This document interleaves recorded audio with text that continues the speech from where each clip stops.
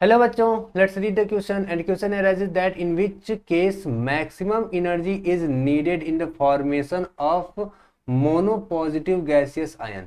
मोनोपॉजिटिव gaseous ion बनाने में किसमें ज्यादा से ज्यादा एनर्जी लगेगी। आइए बात स्टार्ट करते हैं विद द हेल्प ऑफ की कॉन्सेप्ट।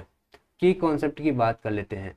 की कॉन्सेप्ट क्या कहता है भाई, अगर एक इलेक्ट्रॉन एक इलेक्ट्रॉन निकाल करके मोनोपॉजिटिव गैसेस आयन बनाना है, यानी मान लीजिए कि कोई एक एलिमेंट है ए और उसमें से हम क्या कर रहे हैं, उसमें से एक इलेक्ट्रॉन निकाल दे रहे हैं, तो ऐसे केस में क्या होगा, ए पॉजिटिव बनेगा। ओके जी, अगर ए पॉजिटिव बन रहा है तो इसमें जो भी एनर्जी हमें देनी पड़ी होगी, जो भी हीट लगानी गई होगी, और उस हीट को क्या कहते हैं, आयनाइजेशन पोटेंशियल कहते हैं। अब आयनाइजेशन पोटेंशियल के बारे में कुछ बातें जान लेनी बहुत जरूरत है।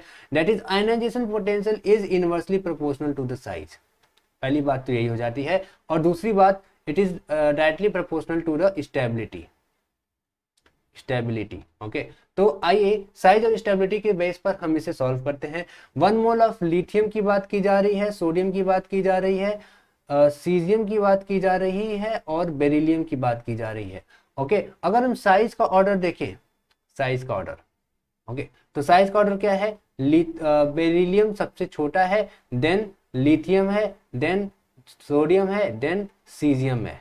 ओके, एंड अगर आप स्टेबिलिटी भी चेक करो तो यहाँ पे बेरिलियम फुल फिल्ड ऑर्बिटल है, फुल फिल्ड इलेक्ट्रॉनिक कॉन्फ़िगरेशन रखता है ना। सो यहाँ से इन दोनों ही सिचुएशन में हमें पता चल रहा है अगर ये साइज का ऑर्डर है ना, और अभी हम यहाँ पे बात कर रहे हैं कि it is inversely proportional to the size, तो आयनाइजेशन पोटेंशियल का ऑर्डर क्या हो जाएगा, आयनाइजेशन पोटेंशियल का ऑर्डर बदल चुका होगा, और वो होगा beryllium, then lithium, then sodium, then caesium, है ना।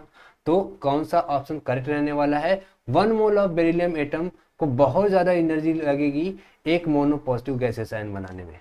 Okay, hope this answered your question, thank you so much.